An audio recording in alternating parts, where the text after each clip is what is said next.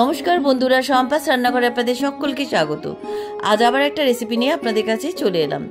আজকে আমি ভাইফোঁটা স্পেশাল দই ইলিশ বানিয়ে দেখাবো।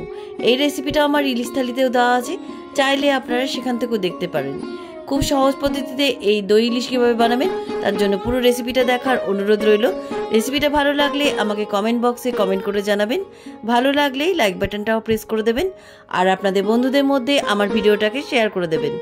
আর আমার নতুন বন্ধুদের কাছে অনুরোধ, আমার চ্যানেলটাকে সাবস্ক্রাইব করে পাশে থাকবেন।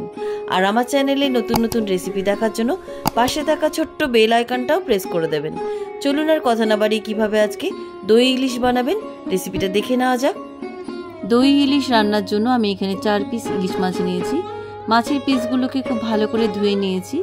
এবার এই মাছের পিসগুলোতে হলুদ গুঁড়ো, লবণ আর সর্ষের তেল দিয়ে মাখিয়ে 10 মিনিট রেখে দিচ্ছি।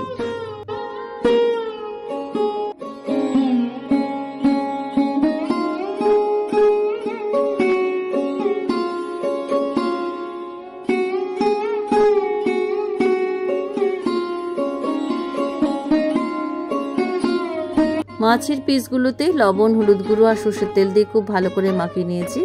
মাছগুলোকে আমি 10 মিনিট ম্যারিনেট করে রেখে দিচ্ছি। ততক্ষণে আমি একটা মশলা বেটে নেব।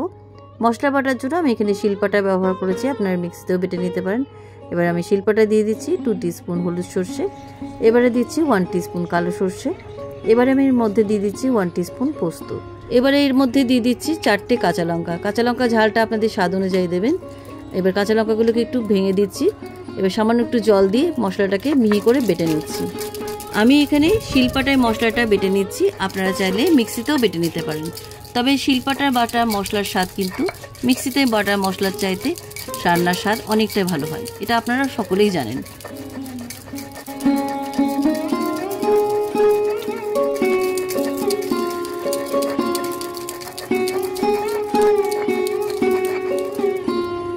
মশলাটা আমার বাটা হয়ে গেছে। এবার এই মশলাটাকে একটা বাটির মধ্যে তুলে রাখছি।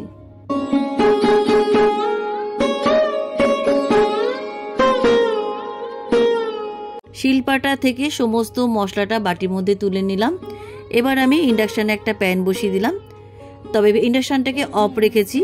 এবার এই প্যানের মধ্যে শিলপাটায় বাটা মশলাটা প্যানের মধ্যে দিয়ে দিলাম। এবার আমি এর মধ্যে 1/2 কাপ টক দই দিয়ে দিচ্ছি। টক দইটাকে একটা কাঁটা চামচ দিয়ে খুব ভালো করে ফেটিয়ে নিয়ে আমি প্যানের মধ্যে দিয়ে দিচ্ছি। টক দইটা দিয়ে দিলাম। এবারে দিচ্ছি 2 টেবিল চামচ সর্ষের তেল। এবারে দিচ্ছি খুব সামান্য একটু হলুদ গুঁড়ো, এটা অপশনাল, আপনারা নাও দিতে পারেন। দেখতে সাদা সাদা লাগবে বলে আমি সামান্য একটু দিলাম। এবারে দিচ্ছি পরিমাণ মতো লবণ, আর স্বাদটা ব্যালেন্স রাখার জন্য আমি দিয়ে দিচ্ছি 1/2 টিস্পুন চিনি। এবার এই সমস্ত উপকরণ একটা হ্যান্ড উইক্স দিয়ে খুব ভালো করে মিশিয়ে নিচ্ছি। আপনারা চামচ দিয়েও মিশিয়ে নিতে পারেন। সমস্ত মশলাটা খুব ভালো করে আমার মেশানো হয়ে গেছে। এবার আমি মাছের পিসগুলোকে মশলার মধ্যে খুব ভালো করে মাখিয়ে নিচ্ছি। এইভাবে প্রত্যেকটা মাছের পিসের মধ্যে মশলাটা খুব ভালো করে মাখিয়ে নিচ্ছি। আর এই অবস্থায় গ্যাস কিংবা ইন্ডাকশন কিন্তু অফ রাখবেন। সবকটা মাছের পিসের মধ্যে মশলাটা খুব ভালো করে মাখানো হয়ে গেছে।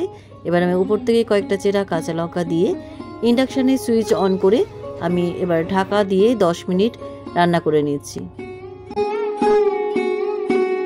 10 মিনিট বাদে ঢাকনাটা খুলে নিলাম। এবার আমি মাছের পিসগুলোকে উল্টে দিচ্ছি। একটা পিঠ মাছগুলো সেদ্ধ হয়ে গেছে, উল্টো পিঠটাও সেদ্ধ করে নিচ্ছি। সবকটা মাছের পিস আমার উল্টানো হয়ে গেছে। এবার আমি ঢাকা দিয়ে আরও 5 মিনিট সেদ্ধ করে দিচ্ছি। 5 মিনিট বাদে ঢাকনাটা খুলে নিলাম। দই ইলিশ আমার রান্না হয়ে গেছে। এর থেকে আর গ্রেভির মধ্যে বেশিক্ষণ মাছের পিসগুলো ফোটাবো না। মাছের দুটো পিঠই খুব ভালোভাবে সেদ্ধ হয়ে গেছে। এবার ইন্ডাকশানে সুইচ অফ করে নামিয়ে নিয়ে একটা প্লেটের মধ্যে আমি দই ইলিশ সার্ভ করছি। কেমন লাগলো আজকের দই ইলিশের রেসিপি? আপনারাও এভাবে একবার দই ইলিশ বানিয়ে গরম ভাতের সাথে খেয়ে দেখুন, খেতে কিন্তু দারুণ সুস্বাদু হয়। রেসিপিটা কেমন লাগলো আমাকে কমেন্ট করে জানাতে ভুলবেন না। ভালো লাগলেই লাইক বাটনটা প্রেস করে দেবেন, আর আপনাদের বন্ধুদের মধ্যে আমার ভিডিওটাকে শেয়ার করে দেবেন। আর আমার নতুন বন্ধুদের কাছে অনুরোধ, আমার চ্যানেলটাকে সাবস্ক্রাইব করে পাশে থাকবেন। আর আমার চ্যানেলে নতুন নতুন রেসিপি দেখার জন্য পাশে থাকা ছোট্ট বেল আইকনটাও প্রেস করে দেবেন। আজ তাহলে চলি, আবার একটা নতুন দিনে নতুন রেসিপি নিয়ে আপনাদের কাছে চলে আসব। সবাই ভালো থাকবেন, সুস্থ থাকবেন। ধন্যবাদ।